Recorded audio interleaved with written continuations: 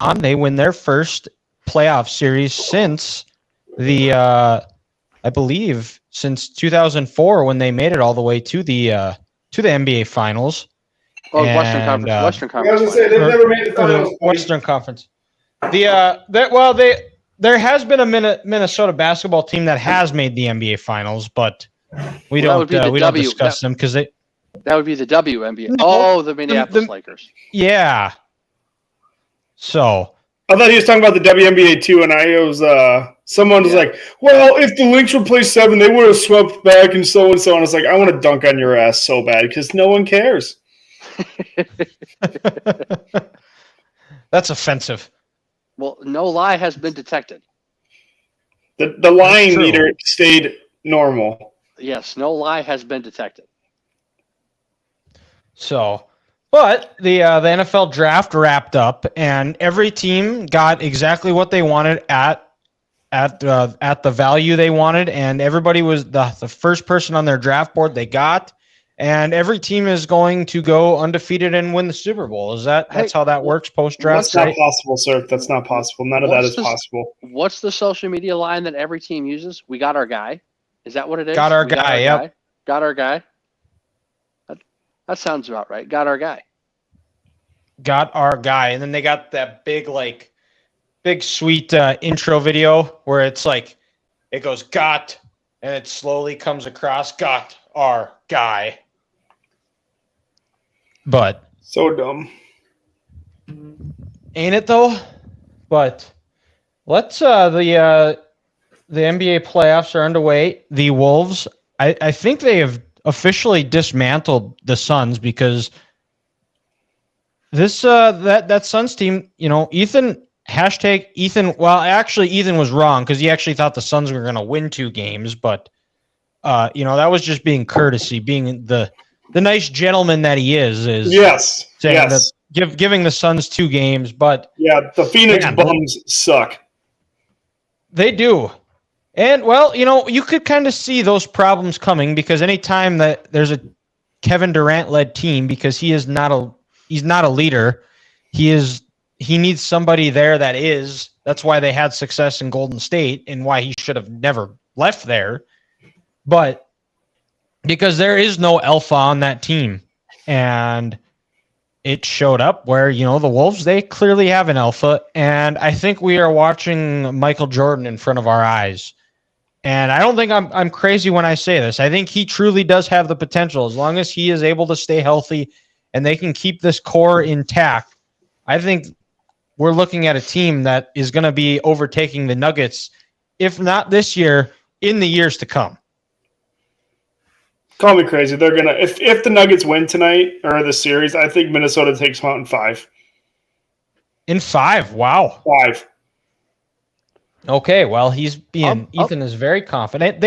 I think they're the team that I think this Wolves team was set up to beat Denver because I believe their GM came from Denver. Yeah, the president of basketball operations, whatever title you want to call it. Yeah, he was at Denver before. Yes. Yeah. I'll be intrigued to see how Murray's calf responds these next couple of days. Jamal or Chris Finch questionable tonight. Well, Finch with that injury. Luckily the Wolves have a couple days to, figure that out. And I don't know. Selfishly, for the Wolves' sake, I kind of hope the Lakers win tonight, make the Nuggets play another game, have Jamal Murray keep that calf going. Have to make him get on another plane, go back to Los Angeles, and just kind of go from there. Honestly, the Nuggets would be dumb to play Murray tonight. Like, even if it goes 3-2, cool. You should be good enough to beat the Lakers. The Lakers are not good. The fact you've given them multiple 20-point leads to them is insane. Just ride it out without him and try to get him healthy because you're going to need him versus the Wolves. Yeah. Well, and the Wolves, they have 2 guys that can go guard Jokic where no other team in the NBA does. I think that's such a huge factor. And did they split with the Nuggets in the regular season? Is that sound right? It was like 3-2 or 4-1. One of the 2. Okay. Because I was gonna say the Wolves compete, and even the games they lost were competitive too. So Yeah. I think there is a lot of reason for optimism, and I think this series could. I think it's going to set the stage potentially for future conference finals matchups here. But then let's go. Like I said, the NFL draft wrapped up over on Saturday, and we're gonna throw back to football season and do our surprise, disappointing, told you so teams of the drafts. And in similar fashion, we're going to be drawing helmets here. So, guys, with the first pick of the for the NFL draft recap show is Ethan again. Look at that. I am Tom Brady and the Patriots. I am a dynasty. You were like Dan Hurley during football season. Is just get us now because you're coming. Exactly. It's done. He can't win. He doesn't win one for the 23 weeks of the NFL season. And now all of a sudden, Ethan can't lose. I am Nebraska. I win the offseason. He's the best 3-9 team in history, folks. He's the best 3-9 team in college football. I always win the offseason. He always wins the offseason. All right, and then with the second pick is going to be me, and in last place again, it's going to be Grant. Rats. So, fellas, stupid. Ethan, who is your surprise team of this year's? I'm going draft? with the Rams. They actually had a first round pick. We should. Do you have the clapping GIF? Like what? Do we have that playlist you can play real quick? We should give them a clap. Oh, let's see if I have it. Clapping. A delayed clap is still a good clap. Are you guys able to hear that? No, that's a negative. Negative goes right away. This is when we need Brandon from the Common Man because he's on there right away. Yes, he's so good at it. But it is what it is. We're not that good. So no, they got, I shouldn't say a replacement for Aaron Donald because that does not exist. But they did get some defensive line help. They needed it obviously with Donald retiring. And then they got Dylan's guy, Blake Corum, who's like honestly the perfect backup to Kyron Williams. He's going to get honestly probably quite a few touches. But those two hits were pretty damn good, I'd say. Yeah. Well, for me here is this one may come as a surprise to you guys, but my surprise team, and it is not for who this team drafted, it's who they signed after the draft is over. And that is a former Trinity Titan and former NDSU Bison, Jake Kubis, offensive lineman who played at Trinity and is now going to be an undrafted free agent for the Giants. You can't go wrong. You got a Titan and a Bison. That's like the perfect combination. And the second Trinity Titan that has been found themselves in a team camp. So congratulations to Jake. That's why my Giants are my surprise team. Well, I hope he can lead the Giants to a 5-12 record this year. And I really do like his chances of making the roster because Jake is a ferocious. The guy never takes a play off. He is going to road run people. If you ever watch A-Gap Power, he's usually the one pulling behind it and destroying dudes. And the Giants' offensive line the last couple of years has not been very good. So I'm very excited to see Jake in this in July and August when he starts playing. So I think for me, my surprise team, guys, it kind of came down to two teams here. But I'm gonna have to go with the Philadelphia Eagles in just this aspect. To be able to get two of the top corners, in this draft to help rebuild their secondary that they needed. And then also just the fact that on the pick to get Cooper DeJean, you were able to make a deal with Washington, a team in your own division. If I was running a team, that's something I wouldn't do. My philosophy is I don't negotiate with terrorists. And should I be comparing a division team in the NFL to a terrorist group? No. It's But fine. if DeJean pans out, this is you're talking about the Eagles, who, they have the biggest moment in franchise history in 2017, and how do they celebrate? By eating horse shit. So I mean, that's terrorist-like behavior, if you ask me. So Wow. the fact that they were able to swap a trade with the Commanders to get another top corner in this class, to me, it was a good move. And it's more of a surprise that they were able to get those two guys and, get them on their roster. With the addition of Chauncey Gardner-Johnson, there's some talented pieces, in that Philadelphia secondary. But, they got to put the work in and learn Vic Fangio's defense. But for the Eagles to get two guys of a position in need, great move for them. And I was surprised they're able to get those two players. Also, and they got Johnson a bit of a legacy. Mitchell, they got a legacy draft pick as well in Jeremiah Trotter Jr., which, if you want to feel old, just say that name. And I remember playing with him against him in Madden. Mm-hmm. Well, and also, the linebacker was a position in need last year also on Philadelphia's defense.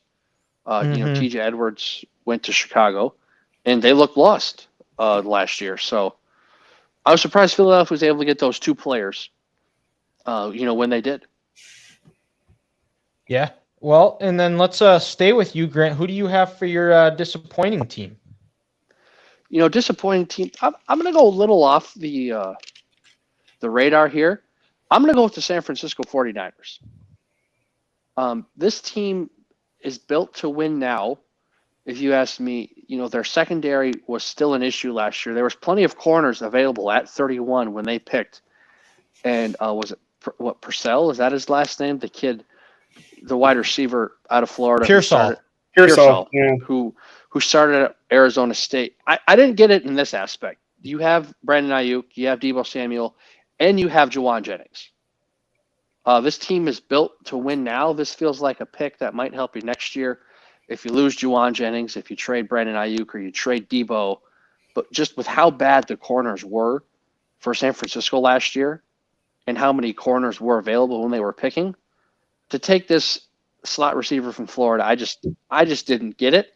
And I don't think that helps them in the short term because this roster is built to win now. And they just didn't do it. Yeah, and then for me, I've tried justifying this pick, and I just can't get any. There's no way around it. I keep coming back to but this, but that. Yeah, it's the Atlanta Falcons. Drafting, you go and pay all that money to Kirk Cousins in the offseason to get a quarterback, and then you go and take Michael Penix Jr., who I think is a good player. I think he's going to be really good in this league. But when he's 27. And he's 27. Or, 24, but he won't be playing until he's 27. Yeah. Yeah. And the other part of it, too, is and they said that they knew this was their guy all along back in January. Then why do you go out and you sign Kirk Cousins, who's coming, and you worry about his Achilles? Then why would you give him all that money if that's what you're worried about? I've tried to spin it all the sorts of ways you can, and I still it just doesn't make any sense to me. I don't understand it. And there's so many other needs on that team. That defense is terrible. And also, Dylan, even their first pick in the second round, I'm not going to try to pronounce the dude's name because I'll totally mess it up. The D tackle from Clemson, Daniel Jeremiah. I was watching NFL Network on Friday. He just goes, this is interesting because Newton was still available from Illinois.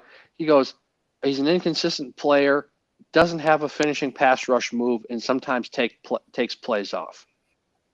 What, Atlanta, what are we doing? Your first two picks in this draft aren't even going to be able to get on the field next year. And you're supposed to be favorites to win that division. I mean, if you ask me, Tampa Bay got better, and they might win the NFC South for 4 years in a row now with this incompetence that is Atlanta. I'm with you. It doesn't make any sense. Well, even when we did our mock draft, like I was like, "There's no way they're taking a quarterback." Yeah. Just because there had been rumors of it. Hey, they like Penix. The fact that it was right is awful. Like then you don't even tell Kirk about it. Like I understand. I guess I can understand drafting a quarterback, but not that one. Like a McCarthy who's 21, that actually makes sense. But the guy that's already 24, he's going to sit for at least 2 years because unless Kirk just absolutely falls off a cliff, there's no point. He's not going to be better than Kirk is right now in the next 2 years. It's just mind blowing, honestly. Dan Orlovsky is the only one that said anything positive about it, and he's starting to sound more like an idiot every single day. Him and Cowherd both were trying to defend it. Well, it's front loaded. It's at the beginning. It's only really a 2-year contract for Cousins, but still, and you want to have I've never heard the argument that you want to have you need 2 quarterbacks on the team. Well, then he also said, "Go ahead, Grant." People say if you have 2 quarterbacks, you have no quarterback. And also, people are like, "Oh yeah, it's only a 2-year deal with Cousins, yada yada yada." Well, and they think, "Oh yeah, Penix can learn behind him." What if Kirk Cousins doesn't want to do that? It's not like Kirk only has 1 year left on his deal and he knows he's going somewhere else, and he has something to prove. So that quarterback room could be toxic as all get up, and it could hurt Michael Penix's development as he gets older if Kirk doesn't want to help him, or if he's just not getting the reps that he thinks that he truly needs. Our Hayden, our guest from last week, comments on the YouTube chat. I might be taking applications for a new team. Y'all got any suggestions? Same, Hayden. Me too. The other thing, the GM goes, in 4 to 5 years or something, like he could be ready to go. Like, even if you sit him for 2 years, you have 1 year to base off. Are you going to pick his 5th-year option up? Mm-hmm. Like, that's so stupid. I mean, yes, it's worked for Jordan Love to this point, but again, that's 1 year of tape they're going to have on him. Now, what's it going to look like going forward? And Jordan Love was 22 when he got drafted, not 24. Yeah, not 24. And had 3 season-ending injuries. Yeah. Well, and another thing I don't get, people in the NFL, you always talk about, hey, it's a numbers game at the end of the year. It's a numbers game. Where can I put my money? How many people on the roster can we get for this dollar of value? You're going to have Kirk Cousins at $50 million this year, let's say, and then a top 10 pick. You're going to have two players account for $60 million in your cap space, where then the other, I don't know, however many have to go between 51 players. That just doesn't make any sense. That's just a bunch of people who don't really know how to build a team, and they're wasting a roster spot. And a team that's exactly what the Falcons have been. And also, it's a team, guys, where they're not winning the Super Bowl. Atlanta's trying to win the NFC South, and to compete with Tampa Bay, you need as many pieces as you can get. And if you can't get to Baker Mayfield and have him turn you over, give the ball to you, which Atlanta doesn't have, it could cost you division titles and playoff games. And it could cost his GM and Raheem Morris their job. And well, I mean, it amazes me how this GM has. I don't know how long he's been there, but it seems like he's been there forever. How he still has a job, because I mean, this team has done nothing. Maybe Arthur Blank is just the ultimate. If you're my guy, you're my guy, and he got the benefit of the doubt. I don't know. I don't know. Well, They had a fun conversation in the draft room. Oh boy, that looked awkward and uncomfortable. Well, and it's they also have, it sounds like, a pretty toxic president of football operations, who was the reason why they didn't. Yeah, that Rich McKay, that Michael Lombardi can't stand. Why can't Lombardi stand him? Was he like in Oakland or where was he before?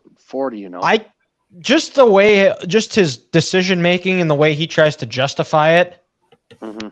Because I know Lombardi's pretty close with Belichick, and it sounds like that was the big reason why Belichick the Falcons didn't hire him, is because McKay didn't want to deal with him. But Did you see Michael Lombardi's interview on who was it with? Was it McAfee? McAfee? Yeah, after I heard about it on oh, Friday. he would be talking about a whole different subject and then just an absolute bullet right through Orlovsky's head. Like just even what's his face was just like, bro, like McAfee was even like, calm down, man. Like, holy shit.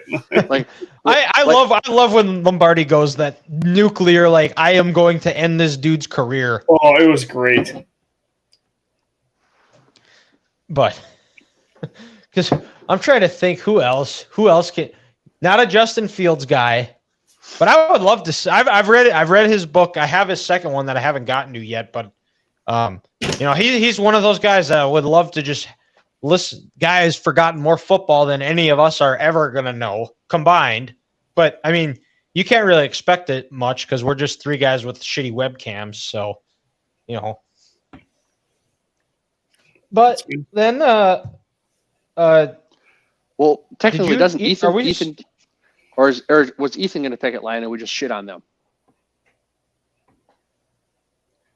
No, I picked that. So, Ethan, who's your disappointing team? I'm going with the other team that they picked a quarterback, but they panicked. Bo Nix at 12. Who's their freaking coach? Sean Payton. Sean Payton, that's his name. I hate that guy. But even after you guys mentioned it, like, this is our guy or whatever, all those posts are, got our guy. Bullshit. Like, absolute bullshit. Like, you could have traded back probably to 20 to get this guy. The Raiders were not going to take Bo Nix as soon as Bowers fell to him. Like, oh, yeah, Bowers. Yeah, he was not going to, unless someone traded up with them to get Bowers, like, the Raiders were going to go Bowers. Like, I don't think they're going to take Nix at 13. Completely overpaid for him or overdrafted him. You can make all the nice slogans and chat you want to talk about, but he was not worthy of a top 15 pick. Well, and Sean Payton now, because he was saying how he got baited the Vikings into taking McCarthy. It's like, dude, shut up.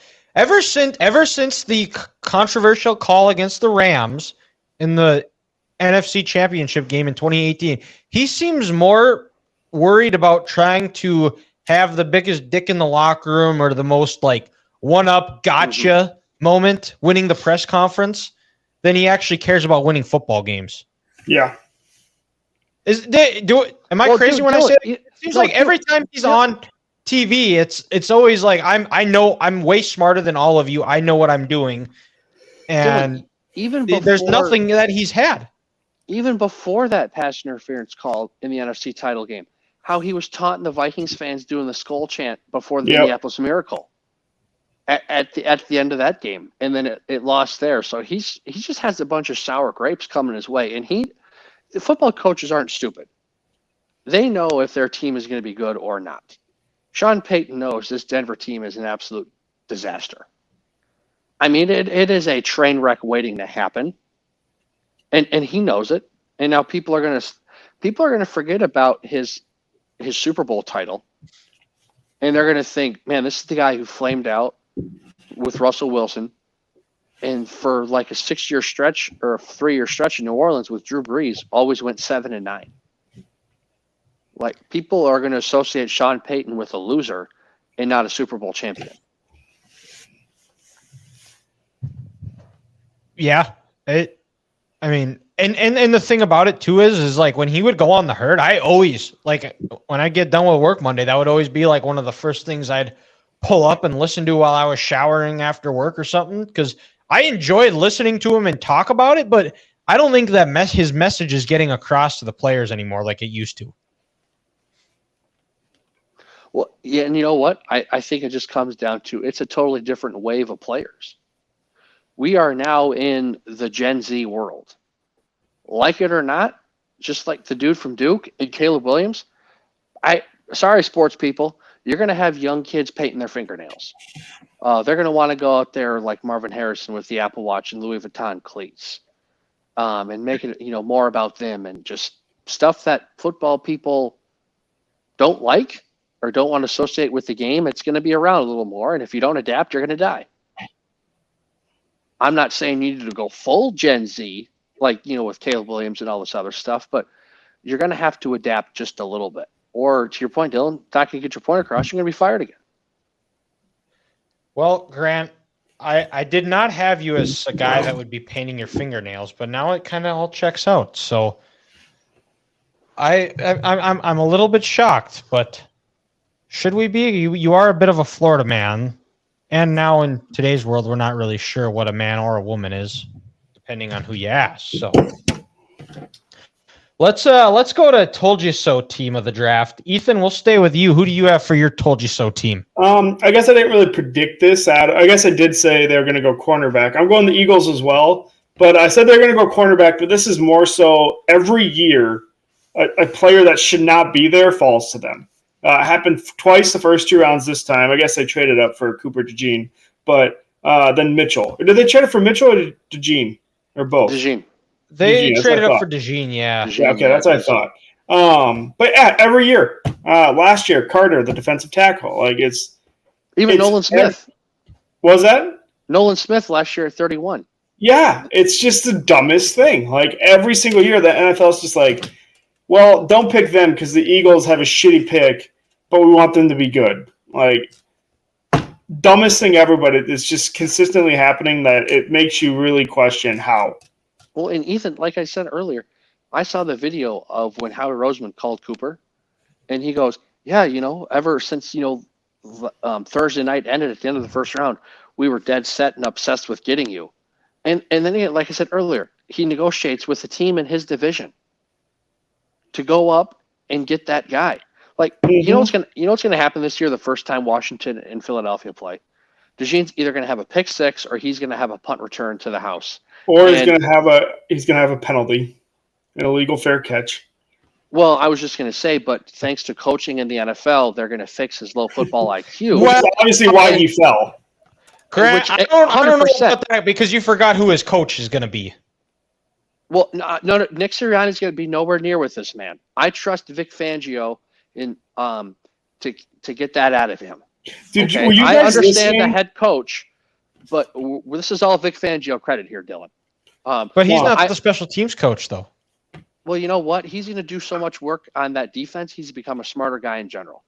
I'm just trying to shit on Washington here, and it's getting. Were you guys watching Good Morning Football the day after the draft? The morning after? No, I forgot to watch it. Quinyon Mitchell's head coach in college was college roommates with Nick Sirianni. Oh, well, we should have known this.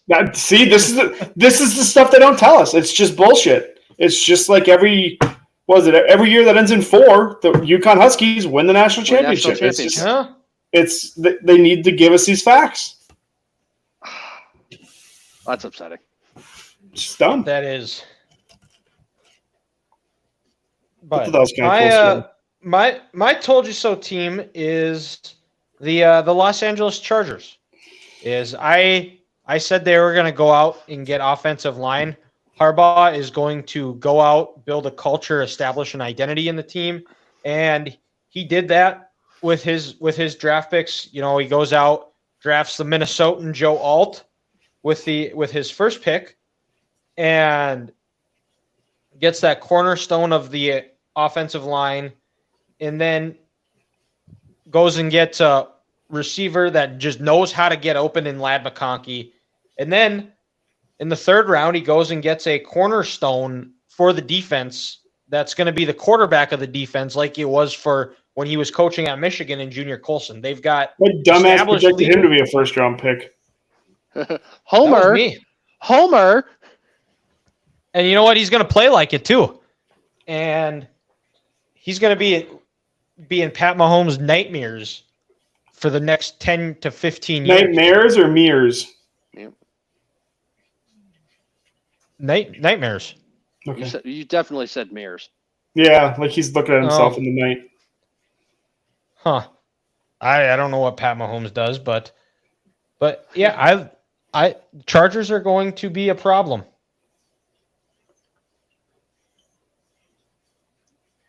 Who'd you pick, Grant? I'm going to go with the Indianapolis Colts. Here, guys, and just I think just a sheer value pick here. I thought they would go with Brock Bowers in the first round to help build this offense around Anthony Richardson. Well, they got a first-round talent in A.D. Mitchell in the second round. Apparently, this poor kid has some off-the-field issues that I didn't know about. Chris Ballard had to defend him at his press conference on Friday. He said, it's a bunch of bullshit. And he goes, if you're going to be an unnamed source, put your name on it. The Colts, they went out there. They got A.D. Mitchell to help with Anthony. And then also the AFC South, a little better quarterback play. They got Latu, from UCLA. He can rush, indoors on that turf. So, like I said, I'm going to go with the Colts in general because, like I said, they got another weapon for Shane Steichen and AR-15 or AR-5 now, I guess.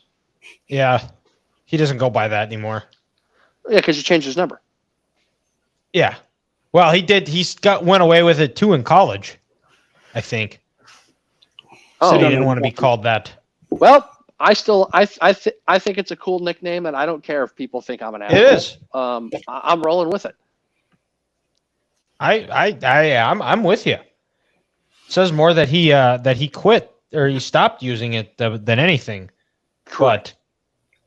But overall, fellas, how did you guys feel about how your team's drafted? I thought, honestly, I liked it. It's hard to argue when you get 2 top 15 picks. I like the Oregon defensive back in the 4th round. Long, lengthy. I think Flores will be able to kind of utilize him in multiple spots, kind of like what he wants to do with the secondary, move him around. It's never really one guy in one spot. And then they got a punter because, let's go. Or was it a kicker? One of the two. Kicker, they got Reichert from Alabama. Yeah. That's right. That was a kicker. That's right.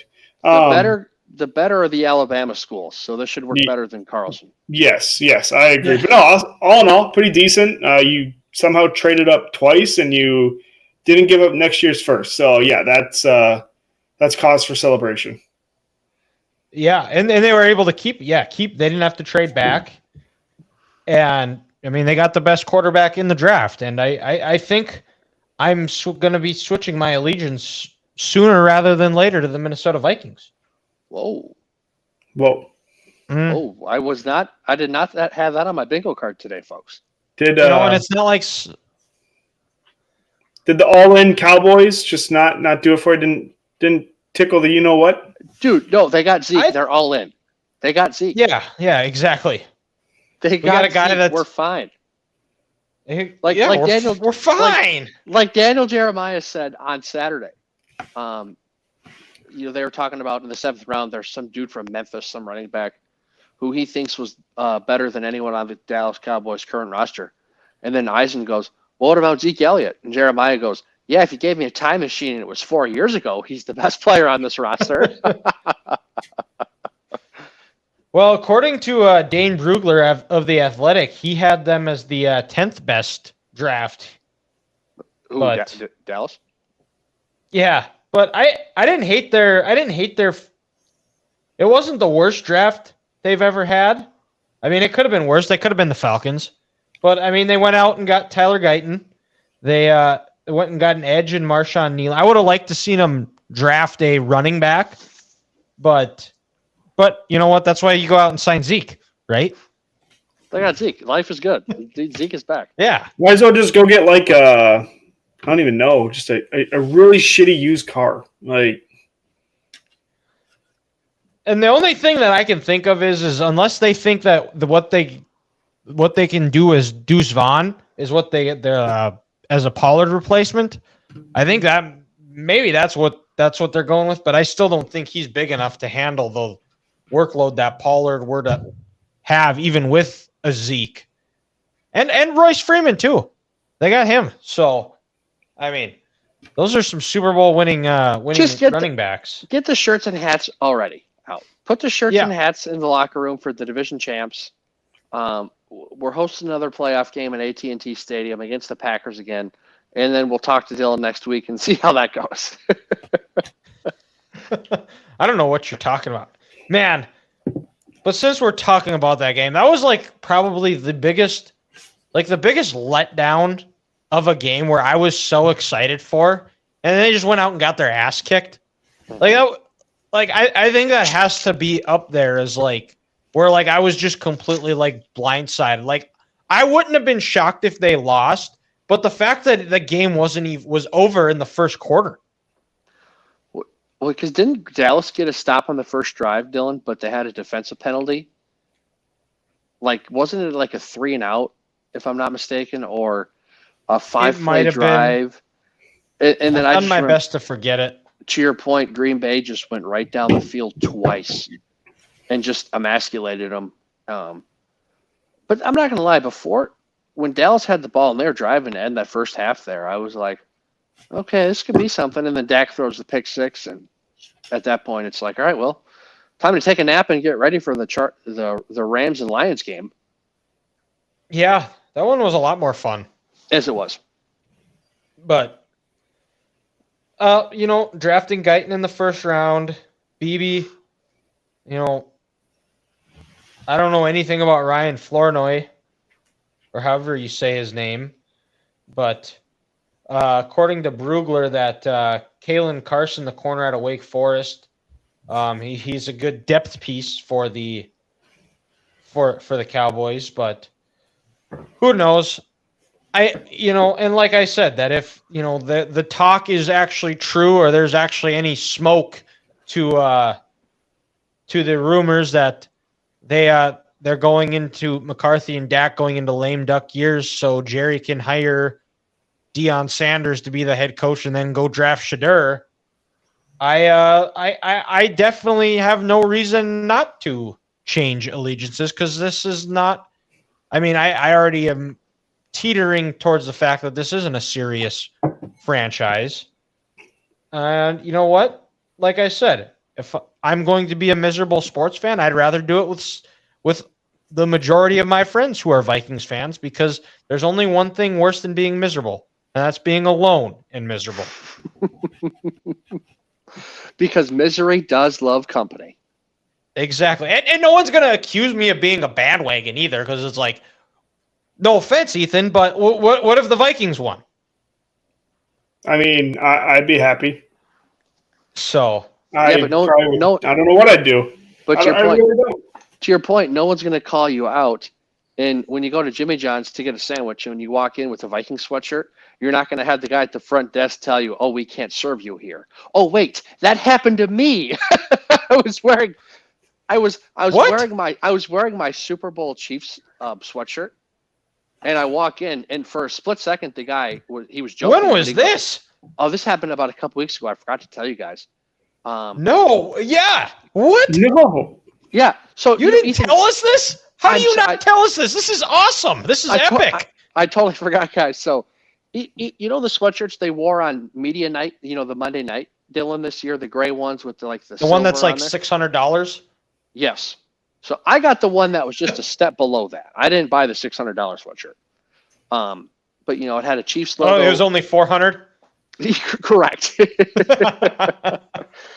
On my right chest it had the Chiefs logo, and on my left chest here it had the Super Bowl 58 logo.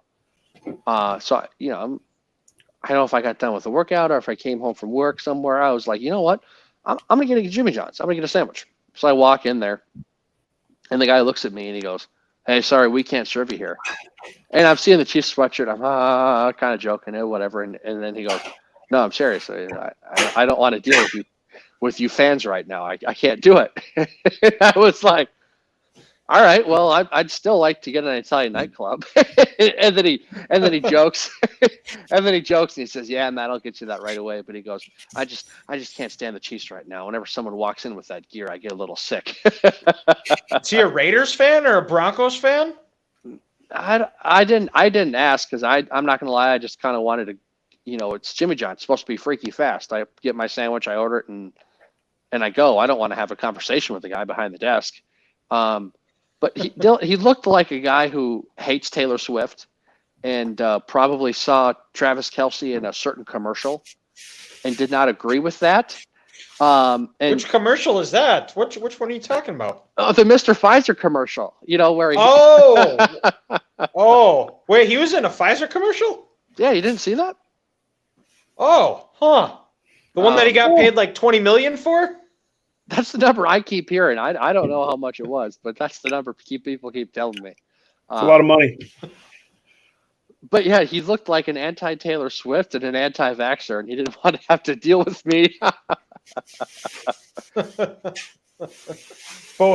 both Grant, huge vaxxer and huge Swifty. Doesn't leave the house without being double masked. That is correct. Even when I'm by myself in my car, I wear it. Yeah. You're that guy. And he's got the rubber gloves on too. Correct. Yeah, I knew it. Well, and I also found out on the radio today that you can't get the COVID shot for free anymore.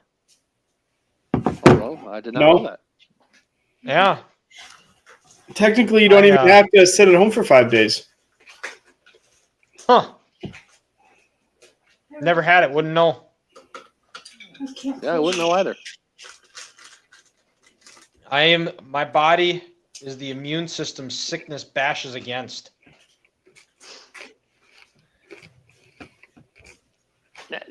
Now you're just sounding ridiculous right now. Like my immune system's made of steel. Like, It is. we need to pump the brakes here. Do you know the last time you ever heard me complain about being sick? I don't know, maybe 2014 when you had the flu. Exactly. That was 10 years ago. Every weekend when you're hungover. I don't complain about that. He just says he's never drinking again. Yeah, That's exactly. technically complaining. Someone can look at it that way. I'm just simply stating, I'm just lying to myself. That's all that is. So you're manifesting something to make yourself attack it and seem better? Yeah. So you're Michael Jordan. Attacking it within it. Exactly. Thank you. Thank you, Grant. Thank God we are recording that too, and I can clip that. Granted, my Twitter profile cover picture is you saying me? that I'm Is it basically still Michael me? Jordan. Oh yeah, it's still you. What is it? Let's look here. Was that from 4 years ago? Like comparing when That was during COVID.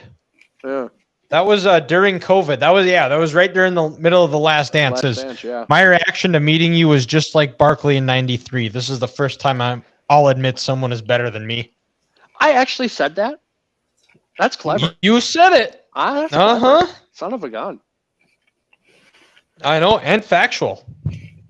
And that's the best part about it. That's the best part It about is. it. And was this before you had a house, Dylan? This was before I had a house. Yes, Oh, I was wow. still living at Cody's. Wow, so you've been better than me for a long time. Japers. Well, I mean, that's you. I don't think I'm above anybody, in my humble opinion. So Oh, you're so I have a lot to live up to because you've also referred to me as the humblest guy you know. So these are also facts, folks. I cannot lie. And if you can tell, my nose is not growing, so I'm not Pinocchio. No. It's just it's naturally big. Yeah. Just a schnoz on this guy. Lover of the cocaine. Just so much more room for activities. So much more room for activities up there. Well, why do you think I like to go to Florida, boys? If you know what I'm saying. Oh. Ooh, hello. But this has been a quick show, a good one, but quick here. So let's go to Curveball of the week. I have it this week, and I want to know, fellas, what is a menu item from a restaurant that is no longer available, but you wish would make a comeback? Ooh, that's a good one. Oh, I got it. So at Bunny's in St. Louis Park, they used to have like this 2-piece chicken dinner, where if you wanted to, you could get a breast and a thigh, breast and a drumstick, 2 drums, 2 thighs. You could use a side of, potatoes, coleslaw, and a piece of bread with butter on there. That their chicken dinner was one of the best things on the menu, Dylan, for a main app. And it's now gone. It's after COVID first struck, and unfortunately, Wall shut all the restaurants down. When Bunny's reopened, they revamped the menu, and they took out the hot chicken dinner. Oh, I'll be at Bunny's on never Wednesday. be a good fried chicken. Yeah, it was delicious. So unfortunately, now when I go to Bunny's, I've settled on the Rack Attack burger. Give me a half-pound patty, some pepper jacks, some bacon, a little Diced barbecue onions. sauce, some diced onions.